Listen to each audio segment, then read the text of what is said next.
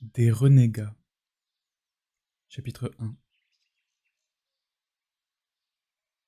Hélas, déjà tout ce qui, il y a peu encore, était sur le pré, en fleurs et multicolore, le voici maintenant fané et gris. Et que de miel j'ai emporté d'ici à mes ruches. Ces jeunes cœurs sont tous déjà devenus vieux, et pas même vieux, seulement fatigués, aimant leurs aises et communs. Et de cela ils disent: nous sommes devenus pieux. Il y a peu encore je les voyais vaillamment sortir, tôt le matin, d'un pas plein de courage. Mais leurs pas se fatiguèrent de la connaissance, et les voilà qui en viennent même à calomnier leur vaillance matinale. En vérité, il en est plus d'un qui levait la jambe tel un danseur. Le rire de ma sagesse lui faisait signe. Or, il se mit à réfléchir. Et je viens de le voir ramper vers la croix, tout courbé. Jadis, il voltait autour de la lumière et de la liberté, pareil à des moucherons et à de jeunes poètes. Plus d'âge, plus de froideur. Et les voilà déjà bigots et tartuffes, blottis près des poêles. Le cœur leur a-t-il manqué parce que la solitude m'a dévoré telle une baleine? Leur oreille s'est-elle tendue pleine de désir, et longtemps, mais en vain vers moi, et mes coups de trompette et mes appels de héros? Hélas, ils ne sont toujours que quelques-uns dont le cœur est longtemps joyeux et courageux, et cela conserve aussi un esprit patient. Mais le reste est lâche. Le reste, c'est la plupart, c'est le quotidien, le superflu, les trop nombreux. Tout cela sont lâches. Celui qui est de mon espèce, celui-là rencontrera aussi sur son chemin des expériences qu'il vivra comme moi, de sorte que ses premiers compagnons seront, à coup sûr, des cadavres et des bouffons. Mais les seconds de ses compagnons, ils se nommeront ses fidèles, un essaim vivant, beaucoup d'amour, beaucoup de folie, beaucoup de vénération imberbe. À ses fidèles, il ne devra pas attacher son cœur, celui qui est de mon espèce parmi les humains. Celui qui connaît l'espèce humaine éphémère et lâche, celui-là ne croira pas en ses printemps, en ses prairies fleuries. S'il pouvait autrement, il voudrait aussi autrement. Les êtres qui ne sont qu'à demi gâtent tout ce qui est entier. Que les feuilles se fanent. En quoi y a-t-il là sujet de plainte? Laisse-les tomber. Laisse-les aller. Ô Zarathustra, et ne te plains pas. Je préfère encore souffler parmi eux mon vent qui fait bruire les feuilles. Souffle sur ces feuilles, ô Zarathustra, que tout ce qui est fané prenne plus vite encore la fuite devant toi. Chapitre 2.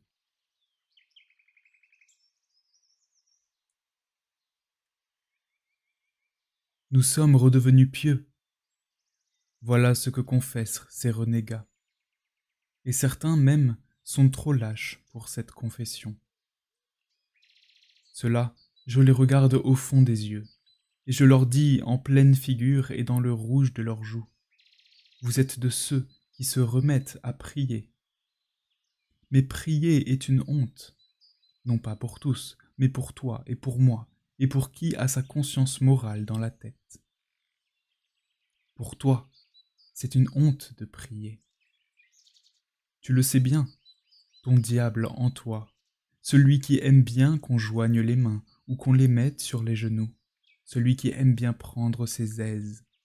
Ce diable veule, c'est lui qui te dit: il existe un Dieu. Mais en même temps, tu es de ceux qui craignent la lumière, à qui la lumière ne laisse point de repos. Il te faut maintenant plonger ta tête tous les jours plus profondément dans la nuit et les brumes. Et en vérité, tu as bien choisi ton heure, car voici justement que les oiseaux de nuit prennent leur vol. L'heure est venue pour toute la foule de ceux qui craignent la lumière, l'heure du soir, l'heure solennelle, qu'ils ne fêtent point. Je l'entends, je le sens. Voici venue leur heure de chasse, leur heure pour faire leur ronde, non pas l'heure d'une chasse sauvage, mais d'une chasse docile, traînarde, une chasse de fouineurs qui marchent à pas feutrés et qui murmurent leurs prières. L'heure d'une chasse au planqué plein d'âme. On a remis en place tous les pièges à cœur de souris. Et partout où je lève un rideau, il en sort un papillon de nuit. Était-il là blotti avec d'autres papillons de nuit? Car partout je sens l'odeur de petites communautés qui se sont mises à l'abri.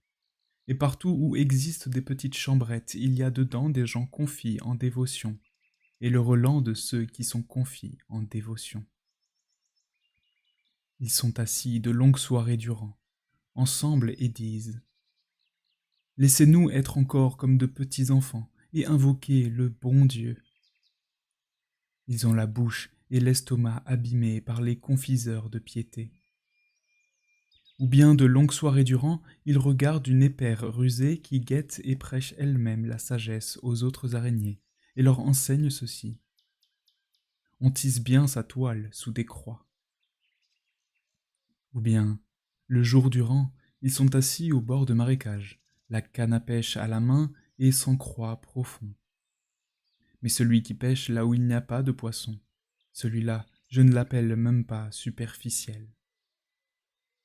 Ou bien ils apprennent, pleins de joyeuse piété, à jouer de la harpe auprès des faiseurs de chansons, qui aimeraient bien s'ouvrir à la harpe, le chemin du cœur de petites jeunes filles, car ils se sont fatigués de petites vieilles et de leurs louanges. Ou bien ils apprennent à frissonner chez un voyant à demi détraqué qui attend dans des pièces obscures que les esprits viennent à lui, et que l'esprit prenne la fuite à jamais.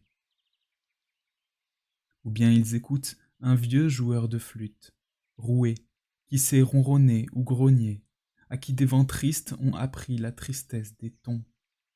Et le voilà qui joue de la flûte selon le vent et prêche la tristesse avec des sons tristes. Et quelques-uns parmi eux sont même devenus veilleurs de nuit. Ils savent maintenant souffler dans leurs cornes, se promener la nuit de ci, de là, et réveiller de vieilles choses endormies depuis longtemps. Pendant la nuit d'hier, j'ai entendu, près du mur du jardin, 5 paroles à propos de vieilles choses. Elles venaient de tels veilleurs de nuit vieux, chagrins et secs. Pour un père, il ne prend pas assez soin de ses enfants. Des pères d'humains font cela mieux. Il est trop vieux, il ne se soucie même plus de ses enfants. Voilà ce que répondit l'autre veilleur de nuit. A-t-il donc des enfants? Si lui-même ne le prouve pas, personne ne peut le prouver à sa place. Je voudrais depuis longtemps qu'il en apportât enfin la preuve, et décisive. Prouver, comme si celui-là avait jamais prouvé quoi que ce fût. Prouver, cela lui est difficile. Il tient beaucoup à ce qu'on le croie. Oui, oui, la foi le rend heureux, la foi en lui. C'est ainsi que sont les vieilles gens. Pour nous, c'est la même chose. Voilà ce que se dirent l'un et l'autre, les deux vieux veilleurs de nuit, les deux épouvantails de lumière, et là-dessus, ils soufflèrent tristement dans leurs cornes. Voilà ce qui arriva hier, pendant la nuit près du mur du jardin. Mais moi, mon cœur se tordit de rire. Il semblait vouloir se briser et ne savait pas où aller et m'ébranla la poitrine. En vérité, j'en mourrais un jour, d'étouffer de rire à voir des ânes enivrés et à entendre ainsi des veilleurs de nuit douter de Dieu. Le temps n'est-il pas depuis longtemps passé pour tous les doutes de cette sorte? Qui donc est encore en droit de réveiller de vieilles choses de cette sorte, endormies et craignant la lumière? Il y a bien longtemps que c'en est fini des vieux dieux, et en vérité, ils eurent une bonne fin de Dieu, pleine de joie. Ils n'ont pas décliné en un long crépuscule jusqu'à la mort. C'est le mensonge que l'on raconte. Bien au contraire, ils se sont simplement tués de rire. Cela arriva lorsque le mot le plus impie vint d'un Dieu lui-même. Le mot « Il est un Dieu ». Tu n'auras pas d'autre Dieu à part moi. Un vieux Dieu à la barbe rageuse, un jaloux, s'oublia ainsi. Et tous les dieux rirent alors en vacillant sur leurs chaises, et ils s'écrièrent. N'est-ce pas cela, la divinité, qu'il y ait des dieux, mais pas un Dieu, que celui qui a des oreilles entende. Ainsi parlait Zarathustra dans la ville qu'il aimait et qui est appelée la vache multicolore. De là, il n'avait plus que 2 jours de marche pour retourner à sa caverne et auprès de ses animaux. Mais son âme ne cessait de se réjouir de la proximité de son retour chez lui.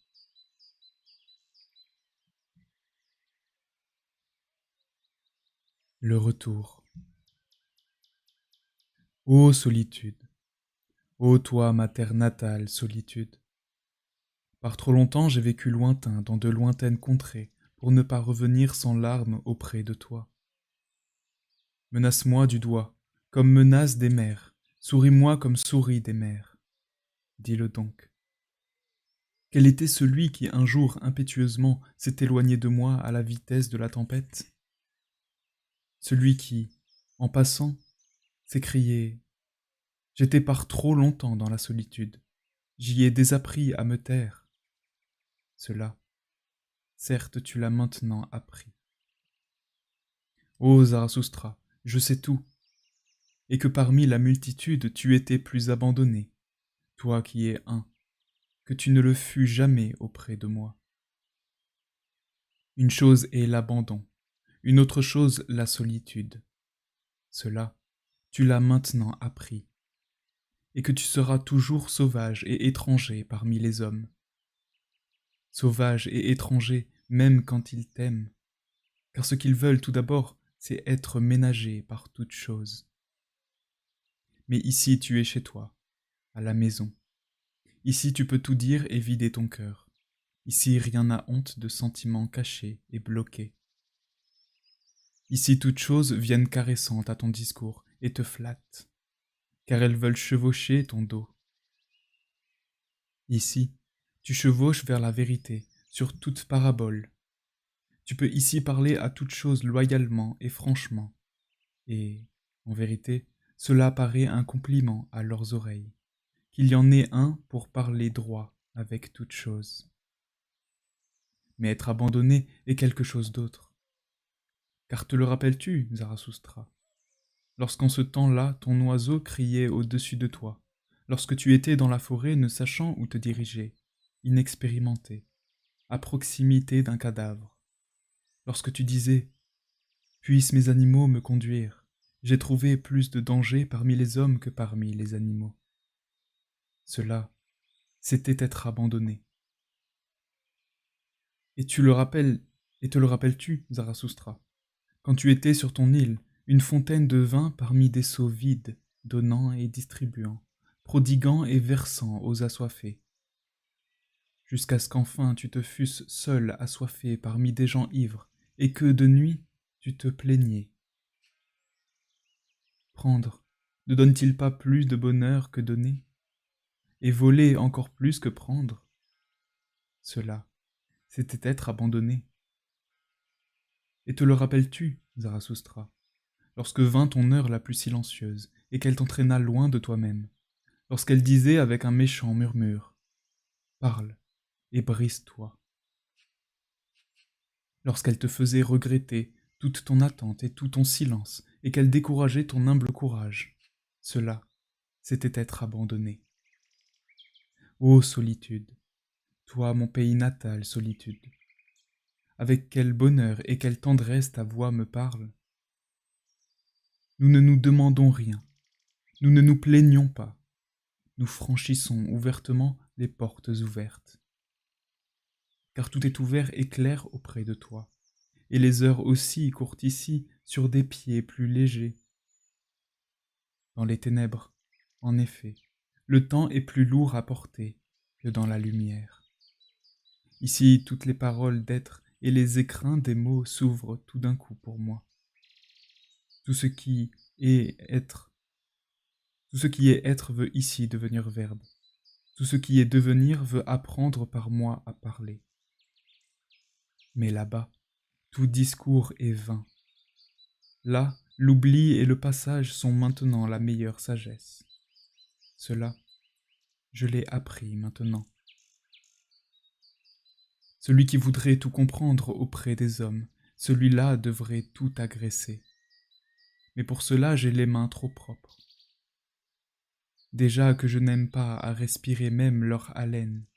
Hélas, que m'a-t-il fallu vivre aussi longtemps dans leur bruit et leur souffle fétide. Ô bienheureux silence autour de moi, ô senteur pure autour de moi. Oh, comme ce silence aspire un souffle pur à plein poumon. Oh, comme il écoute ce silence bienheureux. Mais là, en bas, tout discours, on n'y entend plus rien. On a beau annoncer sa sagesse au son des cloches, les épiciers du marché en couvriront le son du tintement de leur son. Tout discours chez eux, personne ne sait plus comprendre. Tout tombe dans l'eau, rien ne tombe plus dans des puits profonds. Tout chez eux discours, rien ne réussit plus, ni s'achève. Tout caquette.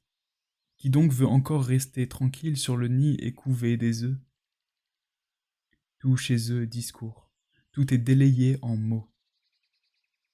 Et ce qui hier était trop dur encore pour le temps et la dent du temps, cela pend aujourd'hui, des gueules des contemporains, tout râpé et rongé.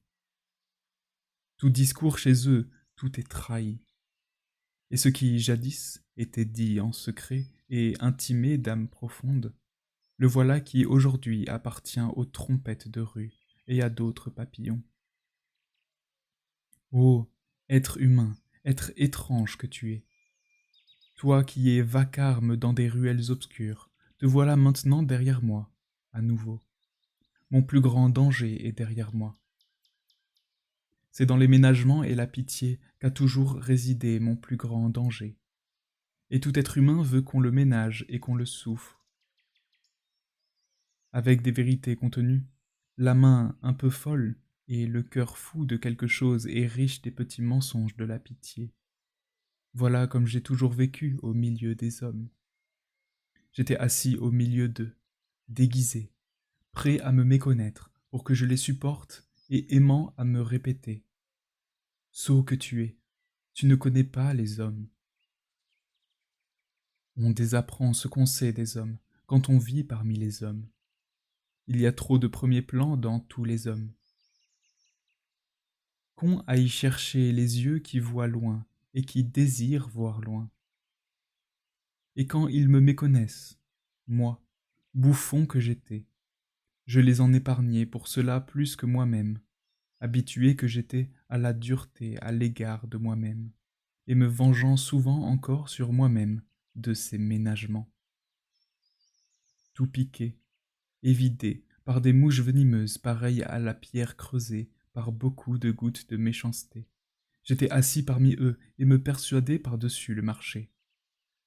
Tout ce qui est petit est innocent de sa petitesse. C'est surtout ceux qui se nomment les bons que je trouvais être les mouches les plus venimeuses. Ils piquent en toute innocence, ils mentent en toute innocence. Comment pourrait-il être juste à mon encontre? Celui qui vit parmi les bons. À celui-là, la pitié apprend à mentir. La pitié rend l'air lourd à toutes les âmes libres. La bêtise des bons, en effet, est insondable. Me cacher moi et ma richesse, c'est cela que j'ai appris là en bas, car j'y ai trouvé chacun, en outre, pauvre en esprit. Ce fut le mensonge de ma pitié de savoir ce qu'il est en, pardon, ce qu'il en est de chacun d'eux, de voir et de sentir en chacun ce qui était pour eux assez d'esprit et ce qui était pour eux trop d'esprit. Leur sage, plein de raideur, Je les appelais sages et non raides. C'est ainsi que j'appris à avaler les mots. Leurs fossoyeurs, je les appelais chercheurs et savants. C'est ainsi que j'ai appris à échanger les mots. Les fossoyeurs attrapent des maladies en creusant. Sous de vieux gravats dorment des miasmes malsains. On ne doit pas remuer le bourbier. On doit vivre sur les montagnes. C'est les narines bienheureuses que je respire à nouveau la liberté de la montagne. Enfin, mon nez est délivré de l'odeur de tout l'être humain. Chatouillée de souffle, d'air coupant, comme si elle était de vin pétillant, mon âme éternue. Elle éternue et se dit, pleine d'allégresse à elle-même. À ta santé. Ainsi parlait Zarathustra.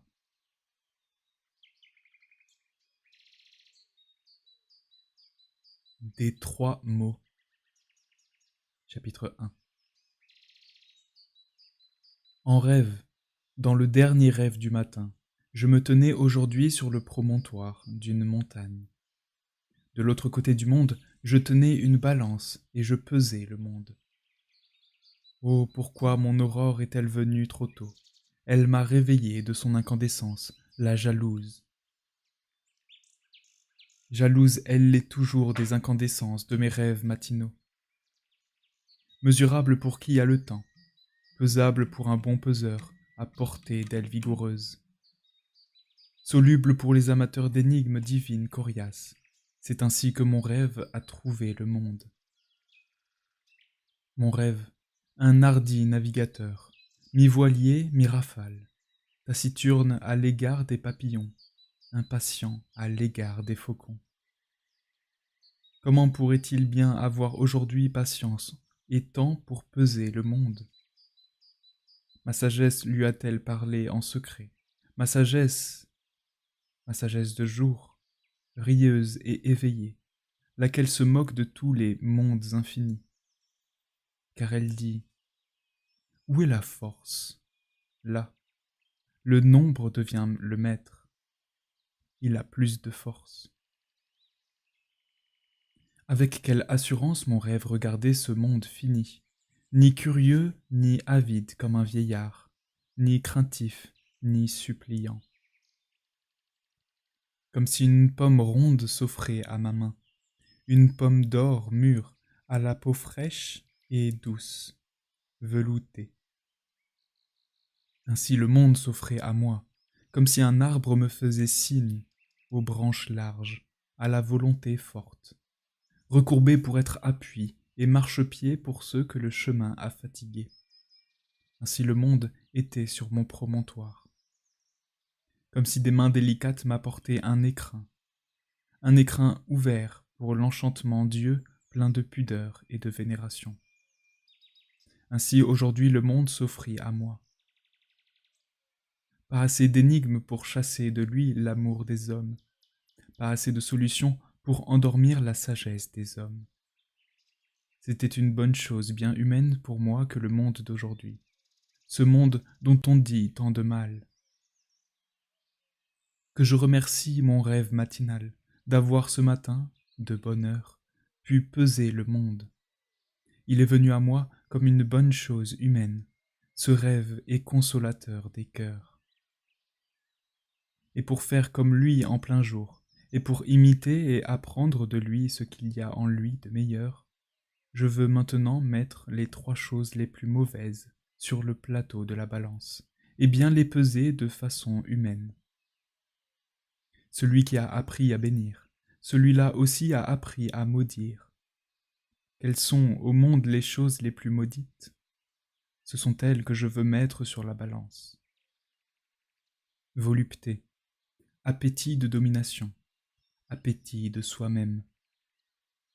Ce sont là les trois choses les plus maudites jusqu'à maintenant et les plus médites et les plus calomniées. Ces trois choses, je veux bien les peser humainement. Allons, ici est mon promontoire et là-bas il y a l'océan. Il roule vers moi, frisé, caressant, le fidèle vieux chien monstrueux aux 1000 têtes que j'aime. Allons. Ici, je veux tenir la balance au-dessus de la mer qui roule, et je choisis aussi un témoin pour qu'il regarde. Toi, l'arbre ermite, toi à la senteur forte, toi qui te déploies largement en voûte, toi que j'aime. Sur quel pont le maintenant va-t-il vers le jadis? Selon quelle contrainte qui est haut s'efforce-t-il à s'abaisser vers ce qui est bas? Et qu'est-ce qui ordonne à ce qui est haut de s'élever encore? Voici la balance égale et immobile. J'y ai jeté les 3 lourdes questions. L'autre plateau porte 3 lourdes réponses.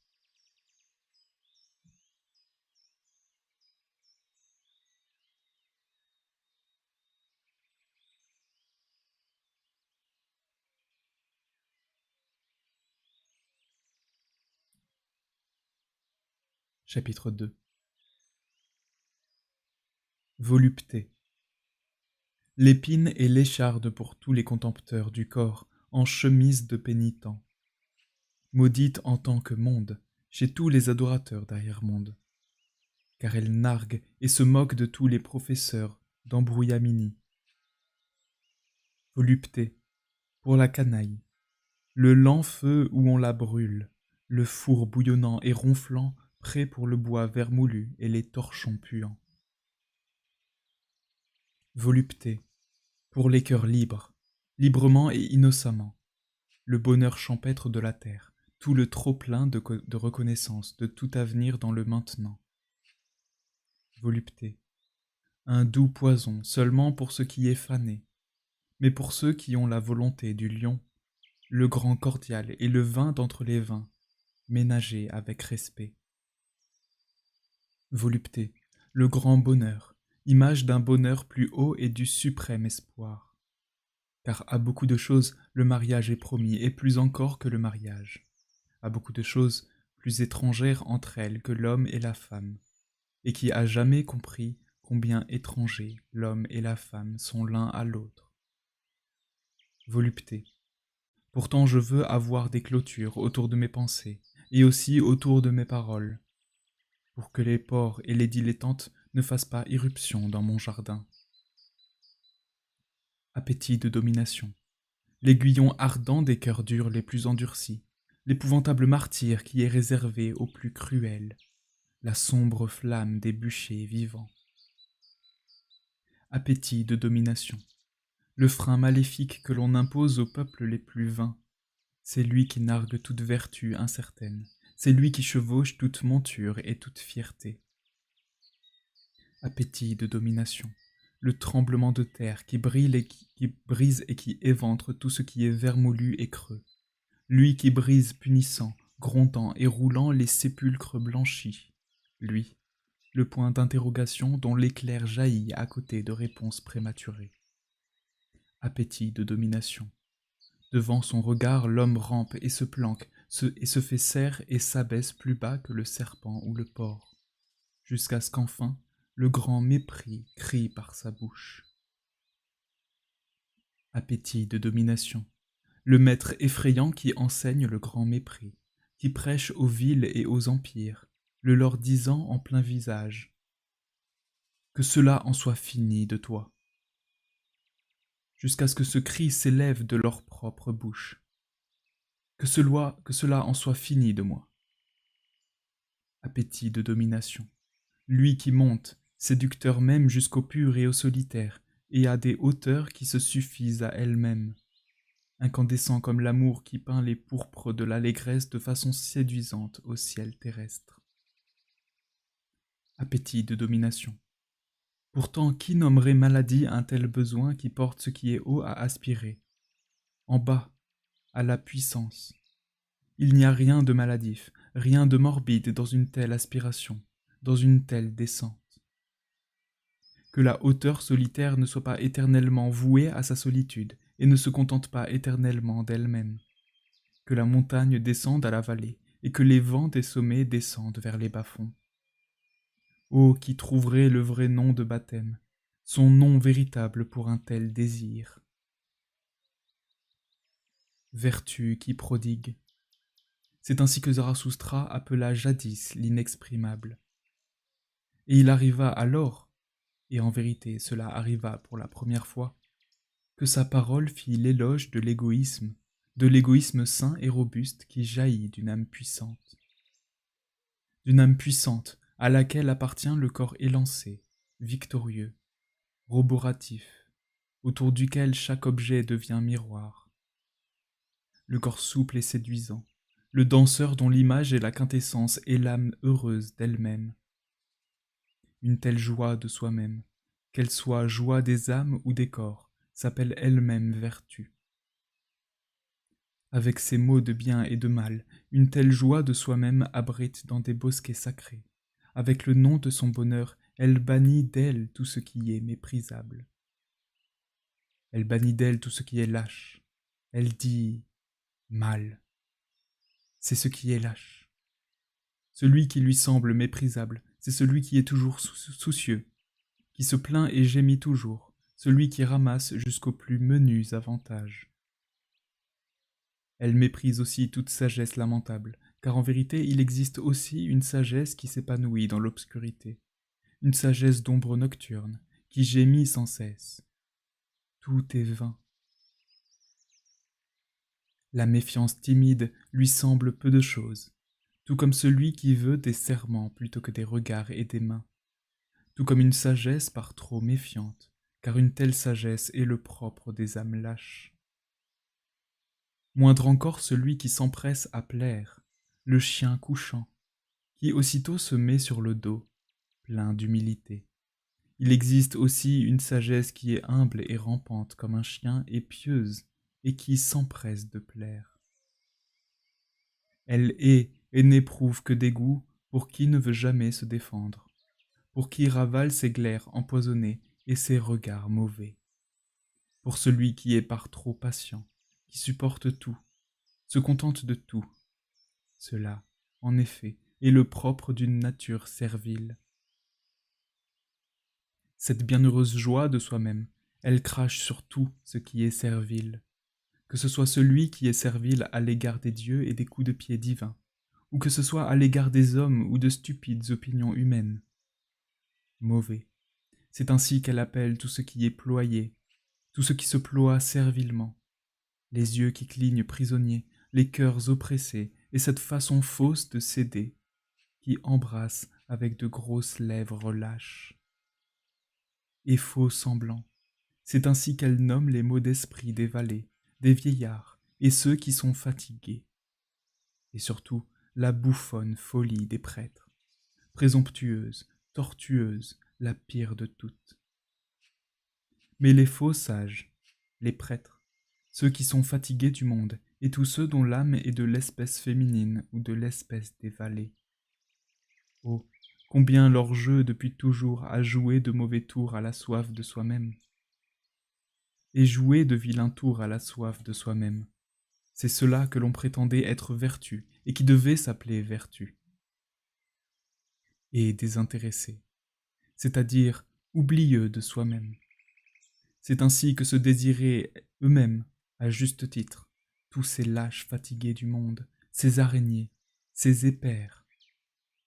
Mais pour tout cela, voici venir la journée, la métamorphose, l'épée de justice, le grand midi. Alors beaucoup de choses seront révélées. Et celui qui proclame la santé et la sainteté du moi, celui-là, en vérité, proclame aussi ce qu'il sait, en devin. Voyez, il vient, il est proche, le grand midi. Ainsi parlait Zarathustra.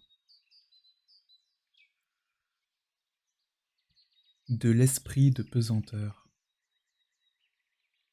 Le langage de ma bouche, il vient du peuple.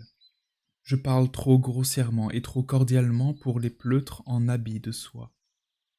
Et ma parole rend un son plus étranger encore pour les buveurs d'encre et les plumitifs. Ma main est une main de fou. Malheur à toutes les tables et à tous les murs et malheur à tout ce qui est encore de la place pour les ornements et les barbouillages de fous bouffons. Mon pied est un sabot de cheval, et je galope et je trottine par monts et par vaux, dans un sens, dans l'autre, de ci, de là, et j'ai le diable au corps de plaisir quand je cours vite. Mon estomac, n'est-il pas à coup sûr un estomac d'aigle? Car ce qu'il aime le mieux, c'est la chair d'agneau. Il est certainement un estomac d'oiseau. Nourri de choses innocentes et de peu, tout prêt et impatient de prendre son vol, de s'envoler. Voilà ma façon d'être. Comment n'y aurait-il pas là quelque chose de l'oiseau? Et d'autant plus que je suis ennemi de l'esprit de pesanteur. Cela, c'est ma façon d'être des oiseaux. Et en vérité, j'en suis l'ennemi juré, l'ennemi héréditaire, l'ennemi mortel. Oh, où ne s'est pas envolé, ne s'est pas égaré le vol de mon inimité. Je pourrais chanter bien des chansons sur ce sujet, et je veux les chanter. Bien que je sois tout seul dans la maison vide, et que je doive chanter pour mes propres oreilles. Il existe d'autres chanteurs, il est vrai. Il leur faut une maison pleine pour leur amollir le gosier, pour rendre leurs mains éloquentes et leur œil expressif, et leur cœur éveillé. Je ne suis pas pareil à cela. Chapitre 2. Celui qui, un jour, apprendra aux hommes à voler, celui-là a déplacé toutes les bornes frontières. Toutes les bornes vont, pour lui, s'envoler. Il baptisera la terre d'un nouveau nom, la légère. L'oiseau autruche court plus vite que le cheval le plus rapide, mais même lui fourre lourdement sa tête dans de la terre lourde. Ainsi fait l'homme qui ne sait pas encore voler. Lourdes lui apparaissent la terre et la vie, et c'est l'esprit de pesanteur qui le veut ainsi. Mais celui qui veut devenir léger et oiseau, celui-là doit s'aimer lui-même. Voilà ce que j'enseigne, moi. Non, certes, de l'amour des malades et des malportants, car chez ceux-là, même l'amour de soi pue. Il faut apprendre à s'aimer soi-même. Voilà ce que j'enseigne, d'un amour sain et bien portant, pour que l'on puisse y tenir auprès de soi-même et ne point vagabonder. Un tel vagabondage se baptise lui-même du nom d'amour du prochain. C'est à l'aide de ce mot que l'on a le mieux menti jusque-là et le mieux pratiqué l'hypocrisie, et surtout du côté de ceux qui, plus que quiconque, pesaient à tout le monde. Et en vérité, ce n'est pas là un commandement pour aujourd'hui ou pour demain, apprendre à s'aimer. Bien au contraire, c'est le plus ténu, le plus subtil, l'ultime et le plus patient de tous les savoir-faire. Pour celui qui possède quelque chose en propre, cela est, en effet, bien caché. Et de tous les trésors cachés, c'est le trésor propre qui est déterré en dernier. C'est là l'œuvre de l'esprit de pesanteur. On nous met presque dans notre berceau déjà des mots et des valeurs pesants. Bien et mal. C'est ainsi que se nomme ce don que l'on nous a fait. En son nom, on nous pardonne de vivre. Et c'est à cette fin que l'on fait venir les petits enfants à soi, pour leur interdire en temps voulu de s'aimer eux-mêmes. Telle est l'œuvre de l'esprit de pesanteur. Et nous traînons fidèlement après nous les dons que l'on nous a faits sur des épaules endurcies et par-dessus d'âpres montagnes.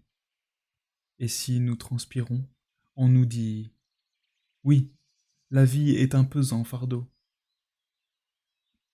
Mais seul l'homme est lourd à porter. Cela vient de ce qu'il traîne par trop de choses étrangères sur ses épaules.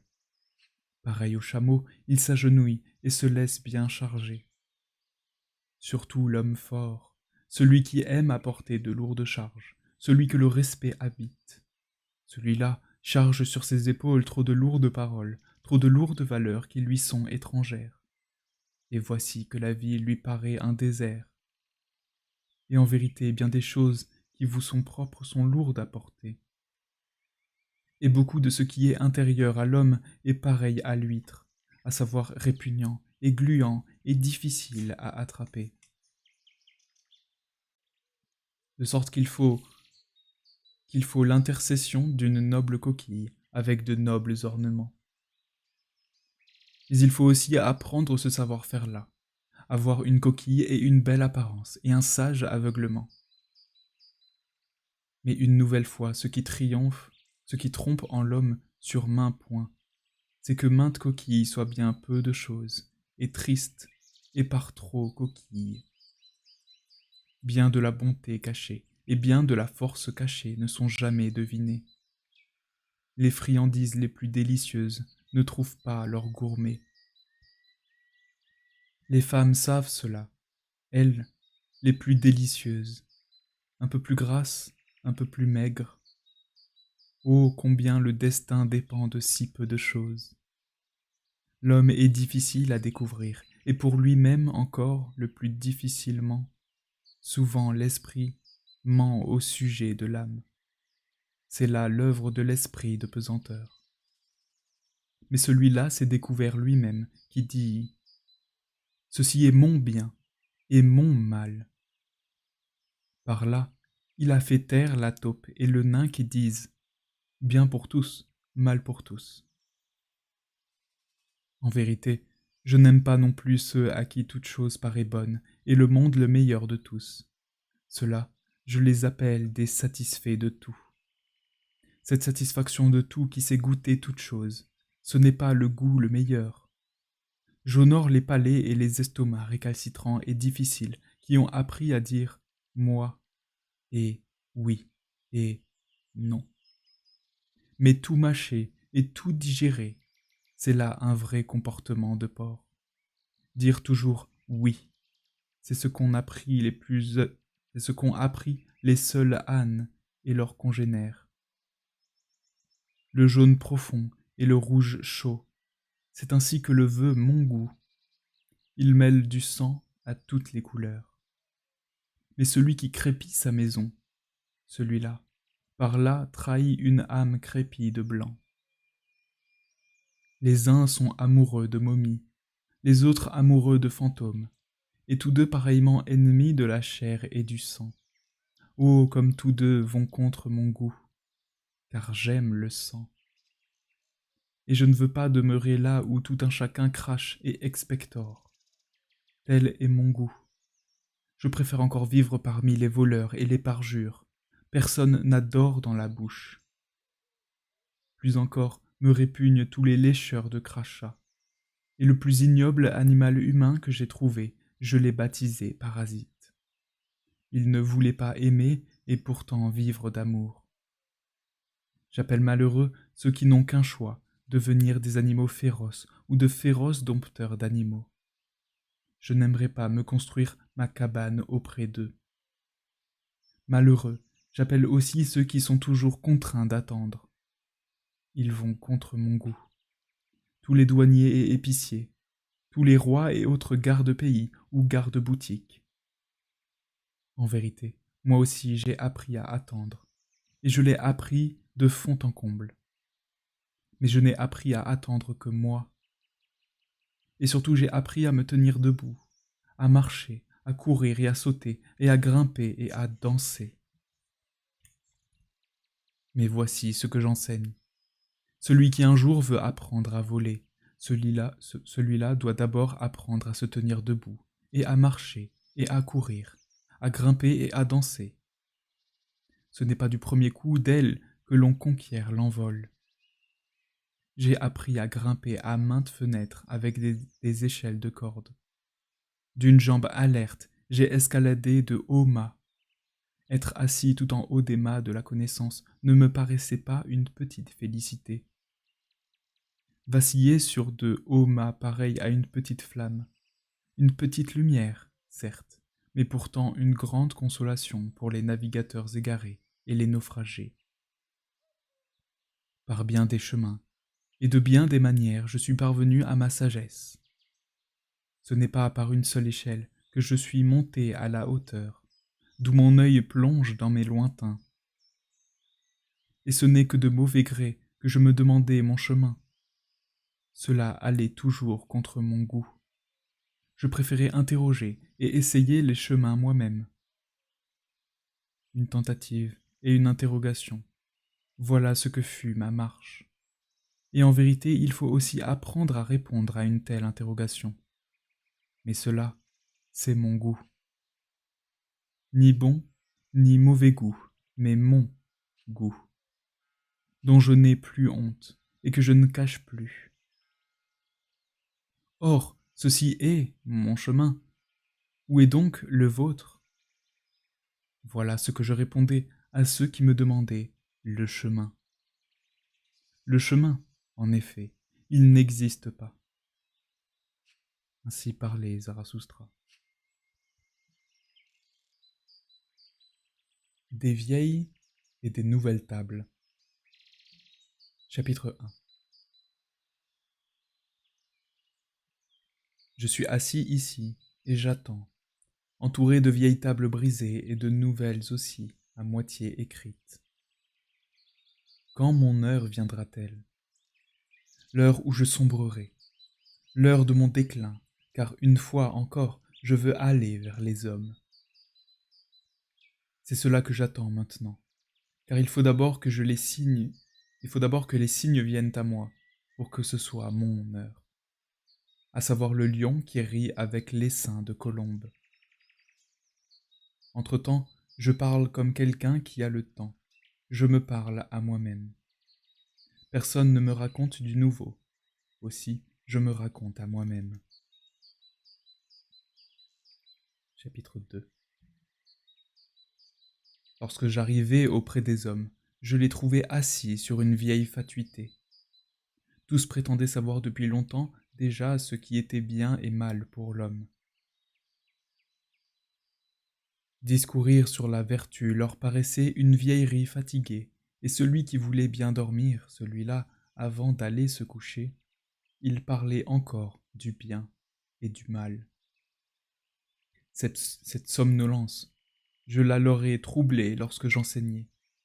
Ce qu'est le bien et le mal. Personne encore ne le sait, à moins d'être un créateur.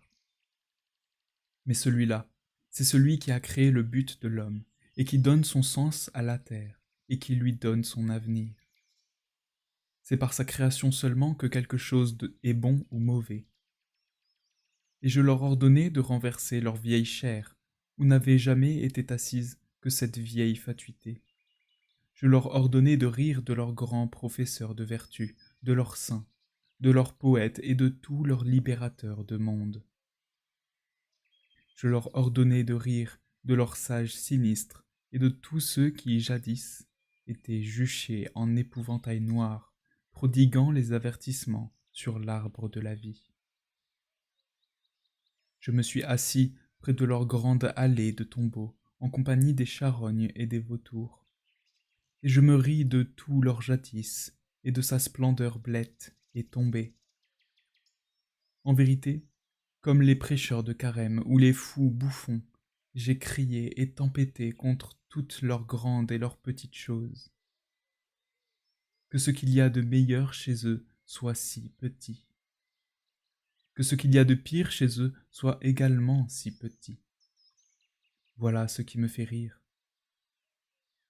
Mon sage désir criait et riait ainsi par ma bouche, lui qui est né sur les montagnes, une sagesse sauvage en vérité. Mon grand désir aux ailes bruissantes, et souvent il m'a enlevé et emporté très haut, très loin et au milieu du rire. Et alors je m'envolai, frissonnant, une flèche, à travers le ravissement enivré de soleil. Loin vers des avenirs lointains, qu'aucun rêve n'a jamais encore vus, vers des midis plus brûlants que jamais imagier ne les imaginera. Là-bas, vers des lieux où des dieux qui dansent ont honte de tout vêtement. Qu'il me faille encore parler par images, et boiter et bredouiller comme les poètes. Et en vérité, j'ai honte d'être obligé encore d'être poète. Vers des lieux où tout le devenir me paraissait être danse de Dieu et caprice divin, et où le monde me paraissait déchaîné et plein d'entrain, et où il retournait à lui-même, me semblait-il.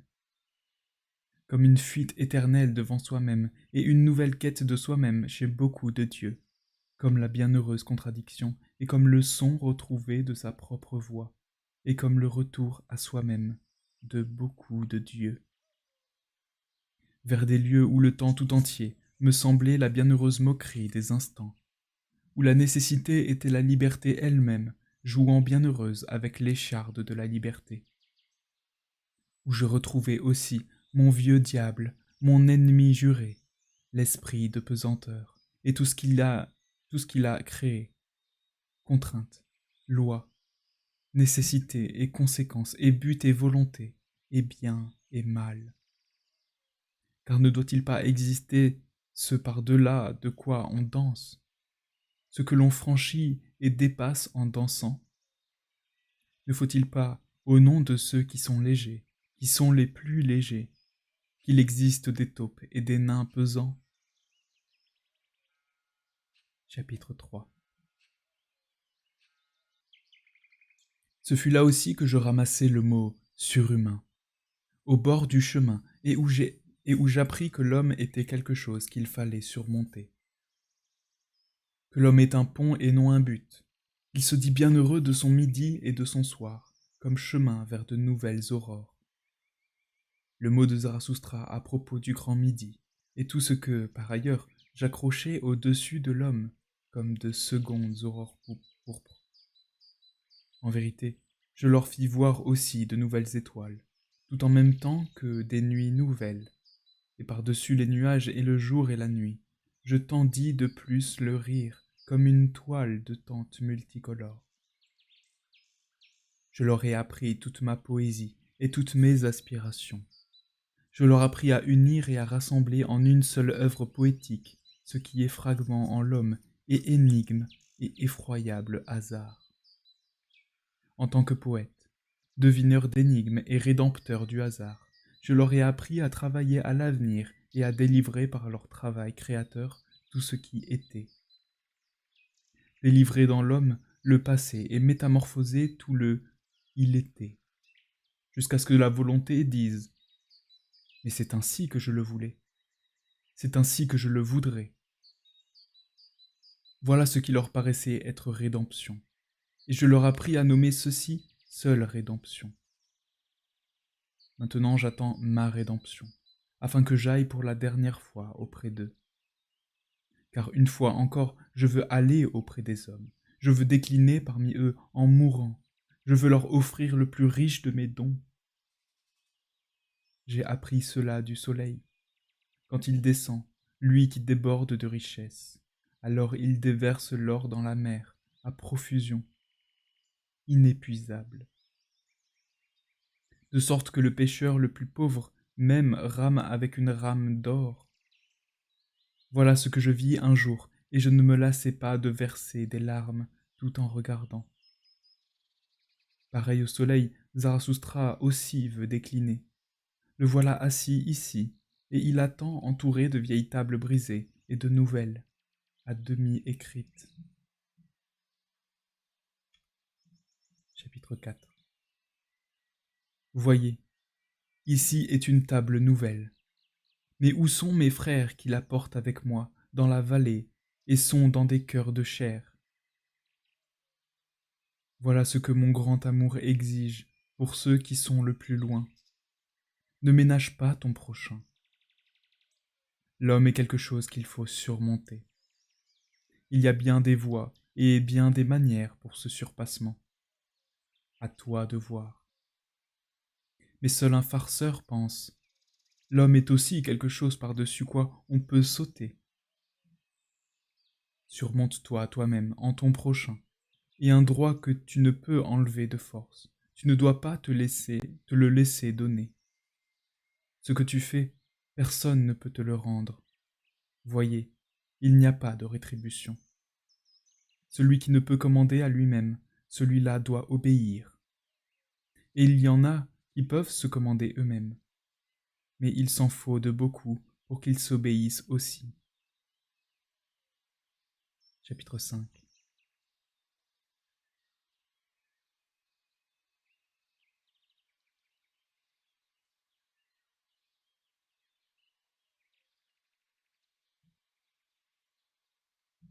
C'est ainsi que le veut la façon des âmes nobles. Elles ne veulent rien avoir pour rien, et moins que tout, la vie. Celui qui est de la populace, celui-là veut vivre pour rien. Mais nous autres, à qui la vie s'est donnée, nous pensons toujours à ce que nous pourrions le mieux donner en retour. Et en vérité, c'est une noble façon de parler, celle qui dit « Ce que la vie nous promet, nous allons le tenir, pour elle, la vie. » On ne doit pas vouloir jouir, ou on ne donne pas à jouir. Et l'on ne doit pas vouloir jouir. Jouissance et innocence, en effet, sont les deux choses les plus pudiques qui soient. Toutes deux ne veulent pas qu'on les cherche. On doit les avoir, mais on doit plutôt, s'il le faut, chercher faute et douleur. Chapitre 6. Ô mes frères, celui qui est un premier-né est toujours sacrifié. Mais nous sommes tous des premiers-nés. Nous saignons tous sur de secrètes tables de sacrifice. Nous brûlons et rôtissons tous en l'honneur de vieilles idoles. Ce qu'il y a de meilleur en nous est jeune encore. Cela excite les vieux gosiers. Notre chair est tendre, notre peau n'est qu'une peau d'agneau. Comment n'exciterions-nous pas les vieux prêtres, des servants d'idoles? En nous-mêmes, il habite encore le vieux prêtre idolâtre, qui se fait rôtir ce qu'il y a de meilleur en nous pour s'en régaler. Ah, mes frères, comment des premiers-nés ne seraient-ils pas des victimes? Mais c'est ainsi que le veut notre façon à nous, et j'aime ceux qui ne veulent pas se préserver. Ceux qui déclinent, je les aime de tout mon amour, car ils vont de l'autre côté. Chapitre 7. Être vrai. Peu seulement le peuvent, et celui qui le peut ne le veut pas encore. Mais ceux qui le peuvent le moins, ce sont les bons. Oh, c'est bon! Les hommes bons ne disent jamais la vérité. Pour l'esprit, être bon de pareille manière est une maladie. Ils cèdent, c'est bon, ils se rendent, leur cœur approuve, leur fond intime obéit, mais celui qui obéit ne s'entend plus lui-même. Tout ce qui est appelé mauvais par les bons doit se rassembler pour que naisse une vérité. Ô mes frères, mais êtes-vous suffisamment méchants pour cette vérité? L'audace téméraire, la longue méfiance, le non cruel, le dégoût, l'entaille faite dans le vivant, qu'il est rare de les voir s'assembler. Mais d'une telle semence naît la vérité. C'est à côté de la mauvaise conscience qu'est née jusqu'ici toute science. Brisez, brisez, vous qui accédez à la connaissance, brisez les vieilles tables. Chapitre 8.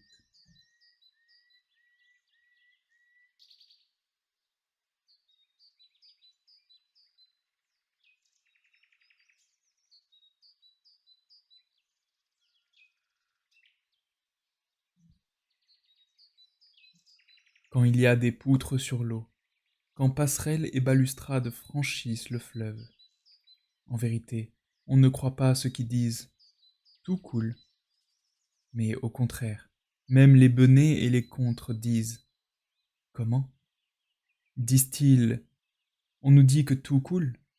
Mais que je sache, les poutres et les balustrades sont au-dessus du fleuve. Au-dessus du fleuve, tout est solide. Toutes les valeurs des choses, les ponts, les concepts, tout le bien et tout le mal, tout cela est solide. Quand vient le rudiver, le dompteur de fleuves, alors même les plus malicieux se mettent à se méfier. Et en vérité, ce ne sont pas seulement les benets qui disent alors « tout ne serait-il pas stationnaire ?» Au fond, tout est stationnaire. Cela, c'est une vraie doctrine d'hiver, une bonne chose pour les temps stériles, une bonne consolation pour les hibernants et ceux qui se blottissent près des poêles. Au fond, tout est stationnaire. Mais là contre-prêche le vent du dégel. Le vent du dégel, un taureau qui n'a rien du bœuf de labour, qui est un taureau furieux, un destructeur, qui de ses cornes coléreuses brise la glace. Mais la glace brise les passerelles. Ô mes frères, tout ne coule-t-il pas maintenant? Toutes les balustrades et toutes les passerelles ne sont-elles pas tombées dans l'eau? Qui donc pourrait encore se raccrocher au bien et au mal? Malheur à nous, gloire à nous, le vent du dégel souffle. Prêchez ainsi, mes frères, dans toutes les rues. Chapitre 9. Il existe une vieille chimère. Elle a pour nom bien et mal. Jusqu'ici, c'est au tour des devins et des astrologues qu'a tourné la roue de cette chimère. Jadis, on croyait aux devins et aux astrologues, et c'est pourquoi on croyait que tout est destin. Tu dois, puisque tu y es contraint. Puis de nouveau, on se méfiait de tous les devins et de tous les astrologues. Et c'est pourquoi l'on croyait que tout est liberté. Tu peux, car tu veux. Ô mes frères, au sujet des étoiles et de l'avenir, on n'a jamais que supposé, et on n'a jamais rien su. Et c'est pourquoi, jusqu'ici, on n'a jamais que conjecturé à propos du bien et du mal, et on n'en a jamais rien su. Chapitre 10. Tu ne déroberas point, tu ne tueras point. Jadis de telles paroles passaient pour sacrées. Devant elles on fléchissait le genou, et on baissait la tête, et l'on enlevait ses souliers. Mais moi, je vous le demande. Où y a-t-il jamais eu de meilleurs brigands et de meilleurs assassins au monde que ne le furent les paroles sacrées de cette sorte? N'y a-t-il pas en toute vie elle-même brigandage et assassinat? Et que de telles paroles aient été considérées comme sacrées, n'a-t-on pas, par là, assassiné la vérité elle-même? Ou était-ce un prêche de la mort que tenir pour sacré tout ce qui contredisait et tout ce qui déconseillait la vie? Ô mes frères, brisez, brisez, brisez-les-moi, ces vieilles tables. Chapitre 11. Ceci est ma pitié pour ce qui est passé. Je le vois en effet, au fer sans défense. Au bon plaisir, à l'esprit, à la folie de chaque génération à venir qui interprète tout ce qui fut comme un pont menant jusqu'à elle. Il se pourrait que vienne un grand despote, un méchant plein d'astuces qui, par son bon ou son mauvais plaisir, forcerait le passé et le contraindrait par la force, jusqu'à ce qu'il lui servît de pont, et de signe avant-coureur, et de héros, et de cri de coq.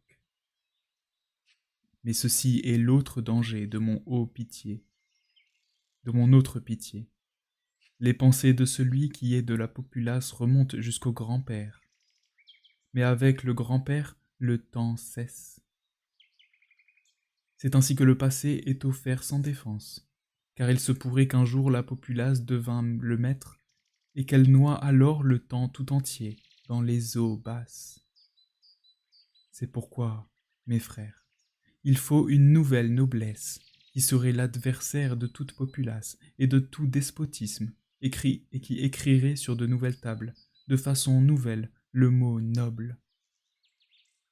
Il est besoin, en effet, de beaucoup de nobles et de beaucoup de sortes de nobles, pour qu'il existe de la noblesse. Ou bien, comme je l'exprimais jadis, sous forme de parabole. C'est cela la divinité, qu'il existe des dieux, mais pas un Dieu. Chapitre 12.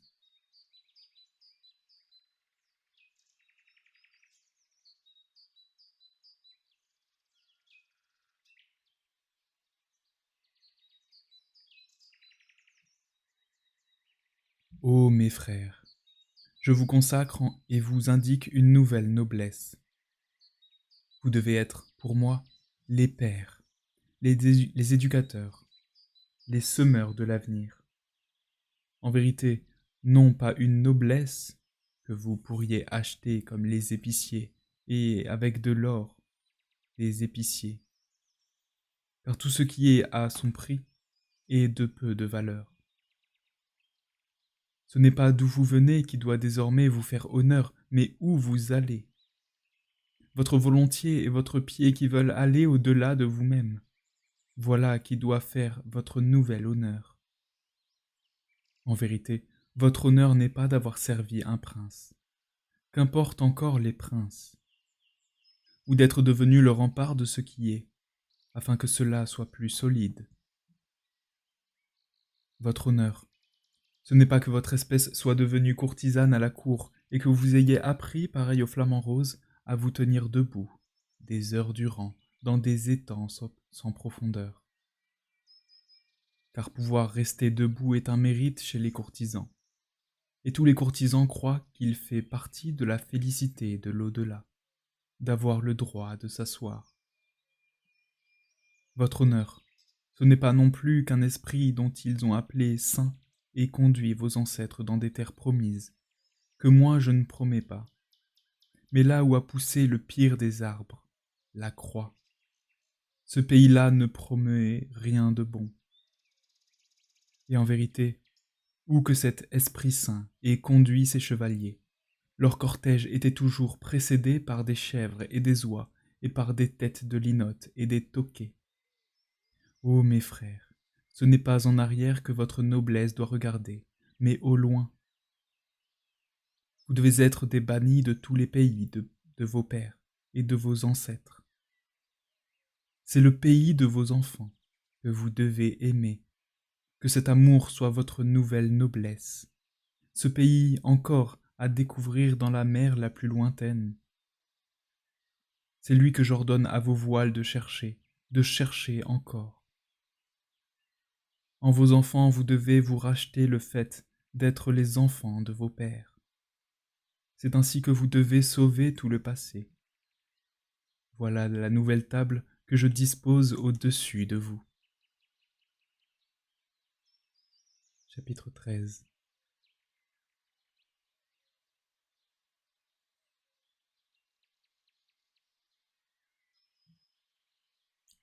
Pourquoi vivre?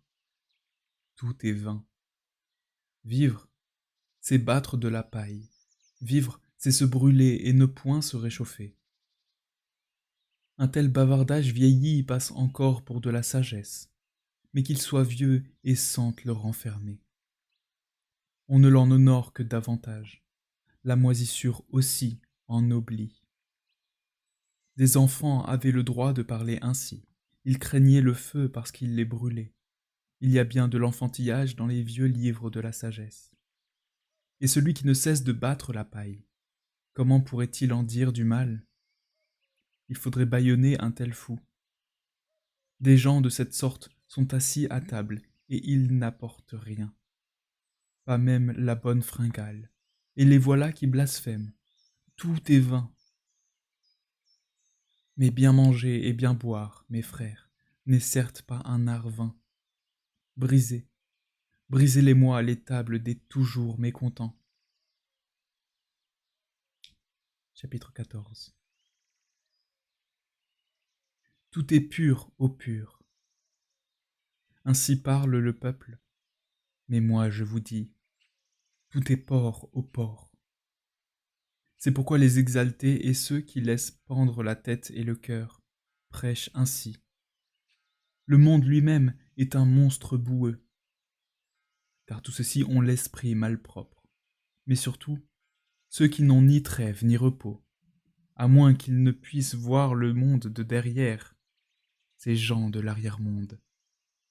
À cela, je leur dis en face, bien que cela ne soit pas agréable à entendre. Le monde ressemble à l'homme par ceci qu'il y a un derrière. C'est vrai. Il y a beaucoup de boue dans le monde. Cela est vrai. Mais ce n'est pas pour cela encore que le monde lui-même est un monstre boueux. Il y a de la sagesse dans le fait que beaucoup de choses dans le monde sentent mauvais. Le dégoût lui-même donne des ailes et des forces pour deviner les sources. Il y a même dans le meilleur quelque chose de dégoûtant. Et le meilleur encore est quelque chose qu'il faut surmonter.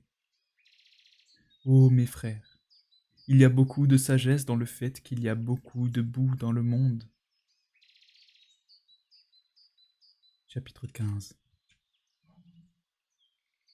Voici les préceptes que j'entends dire par de pieux prêcheurs d'arrière-monde à leur conscience, et en vérité sans malice et sans fausseté, comme s'il n'y avait pas plus de faux, comme s'il n'y avait pas pire au monde. Laisse le monde être monde. Ne lève pas le petit doigt contre lui. Laisse celui qui veut étrangler les gens et qui veut les piquer, les couper et les écorcher. Ne lève pas le petit doigt là contre. De cette façon, ils vont bien apprendre à renoncer au monde. Et ta propre raison. Tu dois toi-même l'étrangler et la garrotter, car elle est une raison de ce monde. De cette façon, tu apprendras toi-même à renoncer au monde. Brisez, mes frères, brisez-les-moi, ces vieilles tables des dévots. Brisez par vos paroles les préceptes de ces calomniateurs du monde. Chapitre 16. Celui qui apprend beaucoup, celui-là désapprend toute avidité violente. Voilà ce que l'on se chuchote aujourd'hui dans toutes les ruelles obscures. La sagesse fatigue, rien ne vaut la peine, tu ne désireras point. Cette table nouvelle, je la trouvais suspendue même au-dessus des marchés à ciel ouvert. Brisez, ô mes frères, brisez-la moi aussi, cette nouvelle table. Ce sont ceux qui sont fatigués du monde et les prédicateurs de la mort qui l'ont accrochée, et aussi les argousins. Car, voyez, c'est aussi une prédication pour la servitude.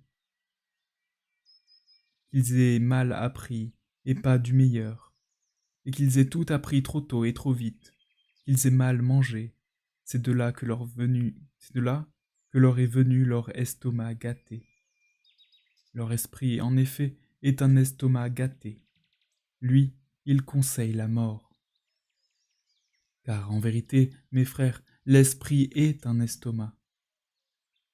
La vie est une source de joie. Mais par la bouche de qui parle un estomac gâté, perd de toute affliction. Pour celui-là, toutes les sources sont empoisonnées. Accéder à la connaissance. Cela est plaisir pour qui a la volonté du lion. Mais celui qui s'est fatigué, celui-là n'est que voulu. Toutes les vagues se jouent de lui. Et voilà qui est toujours la façon d'être des débiles. Ils se perdent sur leur route. Et en dernier lieu, leur fatigue demande en outre. Pourquoi avons-nous parcouru des chemins? Tout est pareil. Ceux-là aiment à entendre prêcher. Rien ne vaut la peine. Vous ne devez pas vouloir. Mais ceci est une prédication pour la servitude. Ô mes frères, Zarathustra vient comme un coup de vent frais pour tous ceux qui sont fatigués de leur route. Il fera encore éternuer bien des nez. Mon haleine libre souffle à travers les murailles, pénètre dans les prisons et les esprits empoisonnés. Vouloir libère, car la volonté est création. Voilà ce que j'enseigne. Et ce n'est que pour créer que vous devez apprendre. Et apprendre aussi, vous devez l'apprendre de moi, bien apprendre. Que celui qui a des oreilles entende. Chapitre 17.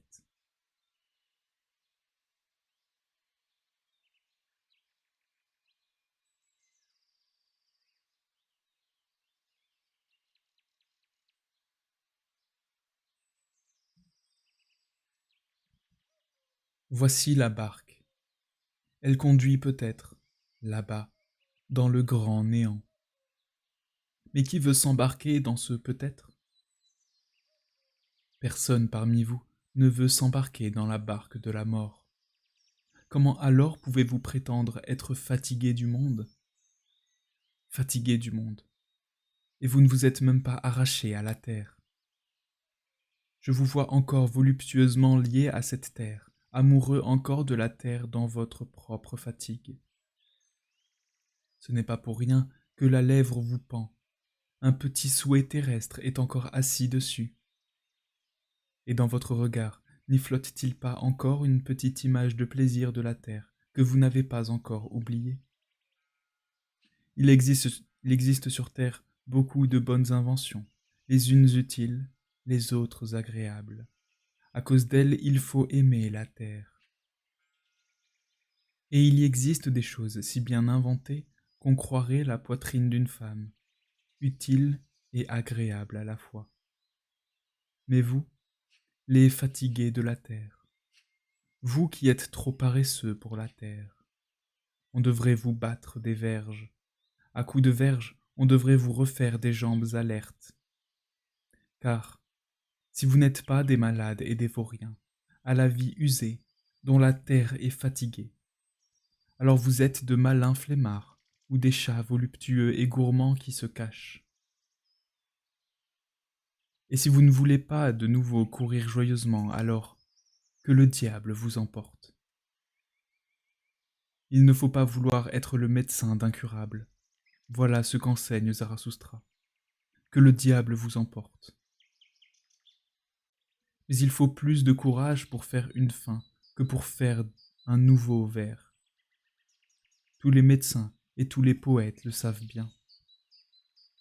Ô mes frères, il existe des tables qu'a créées la fatigue progressive. Il existe des tables qu'a créées la paresse, la pourrie. Bien qu'elles parlent de la même façon, elles ne veulent pas qu'on les écoute l'une et l'autre de la même façon. Voyez donc, cet homme qui se consume de soif, il n'est plus qu'un empan de son but. Mais de fatigue, il s'est couché ici dans la poussière, entêté, lui, ce brave.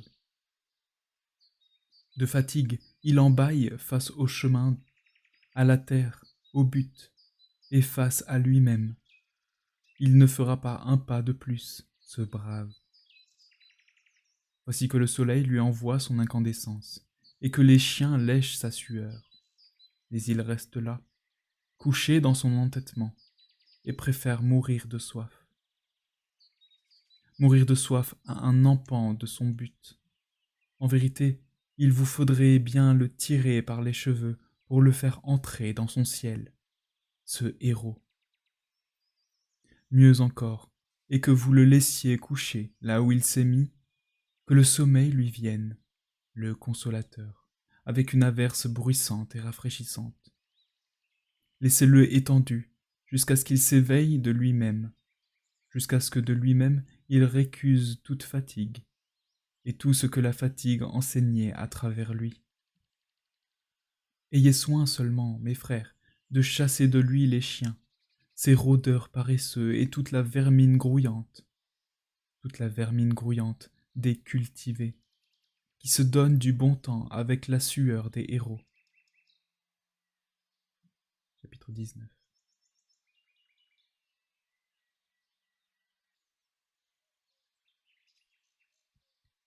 Je trace des cercles autour de moi et des frontières sacrées. Toujours moins nombreux sont ceux qui montent avec moi sur des montagnes toujours plus hautes.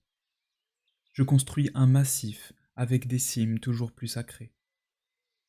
Mais où que vous vouliez grimper avec moi, ô mes frères, prenez garde qu'un parasite ne grimpe pas avec vous. Parasite, c'est une vermine rampante qui s'insinue et qui veut s'engraisser de tous vos recoins malades et blessés. Et c'est son savoir-faire, à ce parasite, de deviner les âmes qui s'élèvent et leurs moments de fatigue. Dans votre rancœur et votre découragement, dans votre délicate pudeur, il construit son nid répugnant. Où le fort est faible, où celui qui est noble est par trop doux. C'est là qu'il installe son nid répugnant. Le parasite habite là où celui qui est grand a de petits recoins meurtris. De tout ce qui est, Quelle est l'espèce la plus haute et quelle est la moindre? Le parasite est l'espèce la moindre, mais celui qui est de l'espèce la plus haute, celui-là, nourrit le plus grand nombre de parasites. L'âme en effet, dont l'échelle est la plus longue et qui descend donc le plus bas. Comment le plus grand nombre de parasites ne s'y tiendrait-il pas? L'âme la plus vaste, qui peut courir, vagabonder et flotter le plus loin en son propre sein. L'âme la plus nécessaire qui, de plaisir, se jette dans le hasard.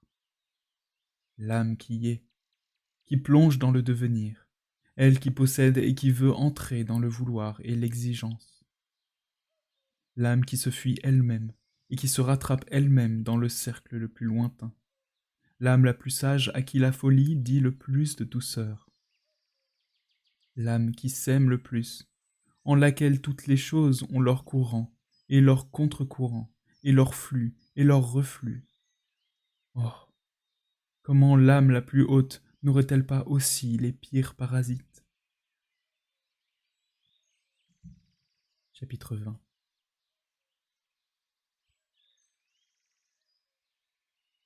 Ô mes frères, suis-je donc cruel? Mais je dis, ce qui tombe, on doit encore le pousser par-dessus le marché. Tout ce qui est d'aujourd'hui tombe et succombe. Qui voudrait le retenir? Mais moi je veux encore le pousser.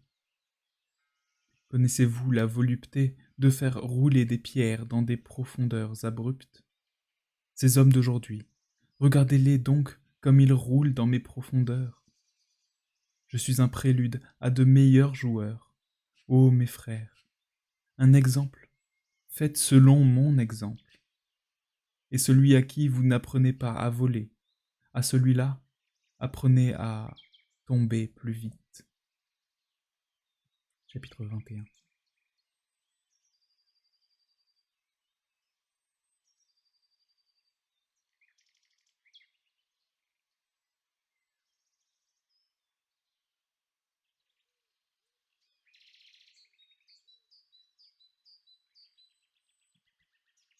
J'aime les braves. Il ne suffit pas d'être bon sabreur. Il faut aussi savoir sur qui l'on frappe. Et souvent, il y a plus de bravoure à se retenir et à passer, pour se réserver pour un ennemi plus digne. Vous ne devez avoir d'ennemi que haïssable, mais non pas d'ennemi méprisable. Vous devez être fier de votre ennemi. Voilà ce que j'ai déjà enseigné une fois. Il faut que vous vous ménagiez pour l'ennemi plus digne. Oh, mes amis, c'est pourquoi il faut passer sur bien des choses, et tout particulièrement sans vous arrêter à la nombreuse canaille qui vous corne aux oreilles à propos de peuples et de nations. Gardez votre œil pur de leur pour et de leur contre. Il y a là beaucoup de choses justes et beaucoup de choses dites à tort. Celui qui regarde ce spectacle en est rempli de colère. Regardez ou tapez dans le tas. C'est là tout un. C'est pourquoi allez-vous-en dans les forêts et laissez dormir votre épée. Suivez vos chemins et laissez les peuples et les nations aller leur chemin à eux. Des chemins obscurs en vérité, où ne se lèvent pas même les aurores boréales d'un quelconque espoir. Que règne donc l'épicier, là où tout ce qui brille encore est de l'or d'épicier. Ce n'est plus le temps des rois. Ceux qui aujourd'hui s'intitulent peuple ne méritent pas de rois. Voyez donc comme ces peuples imitent eux-mêmes les épiciers. Ils vont ramasser le moindre avantage dans les ordures. Ils s'épient les uns les autres, ils se copient. C'est ce qu'ils appellent bon voisinage. Oh, temps lointain et bienheureux, où un peuple se disait « Je veux être maître sur d'autres peuples ». Car, mes frères, il faut que ce qu'il y a de meilleur règne. Ce qu'il y a de meilleur veut régner. Et là où on enseigne autre chose, c'est que ce qu'il y a de meilleur manque.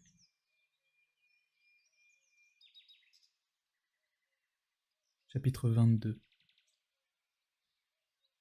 Si cela avait le pain pour rien, malheur. Que pourrait-il cela réclamer à corps et à cri?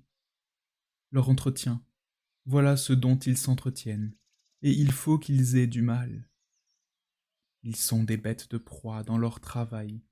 Il y a encore de la rapine dans leur grain, dans leur gain. Il y a aussi de la ruse. C'est pourquoi il faut qu'ils aient du mal. Il faut donc qu'ils deviennent de meilleures bêtes de proie, plus fines, plus intelligentes, plus semblables à des êtres humains. L'être humain, en effet, est la meilleure bête de proie. L'homme a déjà dérobé à tous les animaux leurs vertus. C'est ce qui fait que tous les animaux, c'est l'homme pour qui la vie a été la plus dure. Il n'y a plus que les oiseaux au-dessus de lui. Et si l'homme apprenait en outre à voler, oh, malheur! Jusqu'à quelle hauteur s'envolerait son goût de la rapine? Chapitre 23. C'est ainsi que je veux hommes et femmes, l'un propre à la guerre, l'autre propre à l'enfantement, mais tous deux propres à la danse, par la tête et par les jambes. Et que soit perdue la journée où l'on n'ait pas dansé une seule fois, et que soit fausse pour nous chaque vérité, auprès de laquelle il n'y ait pas eu au moins un éclat de rire.